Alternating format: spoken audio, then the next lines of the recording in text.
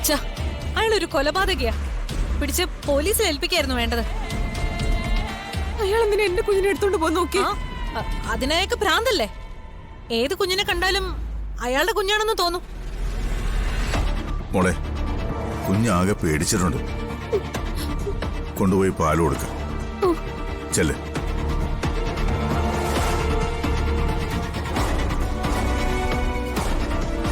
അച്ഛന്ന് ഞാൻ പറഞ്ഞതല്ലേ അയാൾക്ക് ജോലി കൊടുക്കരുതെന്ന്. അച്ഛനത് കേട്ടില്ല. അയാളുടെ കണ്ണീര് കണ്ടപ്പോ മനസ്സങ്ങ് അലിഞ്ഞുപോയി. എന്നിട്ട് അയാൾ ചെയ്തത് കണ്ടില്ലേ? ആതിരയുടെ കുഞ്ഞിനെ എടുത്തോണ്ട് പോവാൻ നോക്കി. അപ്പൊ എന്തായിരുന്നു അയാളുടെ ഉദ്ദേശം? കുഞ്ഞുങ്ങളെ തട്ടിക്കൊണ്ടു പോകുന്ന ഏതോ ഒരു ഗ്യാങ്ങിന്റെ ആളാണ് ഇയാളെന്നാ എനിക്കിപ്പോ തോന്നുന്നത്. അച്ഛനൊരു തെറ്റ് പറ്റിപ്പോയി മോളെ, പേടിക്കണ്ട. ഇനി അയാള് ഈ മുറ്റത്ത് വരാൻ അച്ഛൻ സമ്മതിക്കില്ല.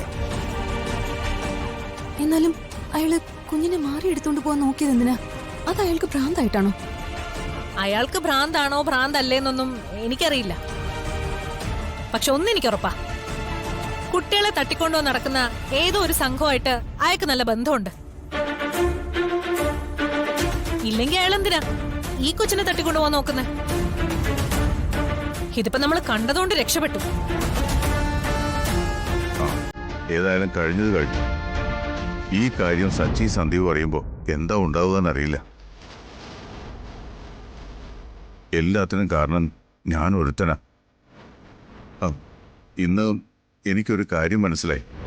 ഒരാൾക്കും മനസ്സറിഞ്ഞൊരു സഹായം ചെയ്യാൻ പാടില്ല.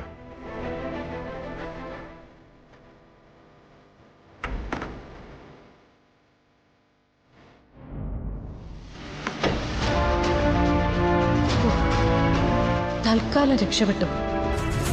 അയാളുടെ കാര്യത്തിൽ ഇന്ന് തന്നെ ഒരു തീരുമാനം എടുത്തേ പറ്റൂ.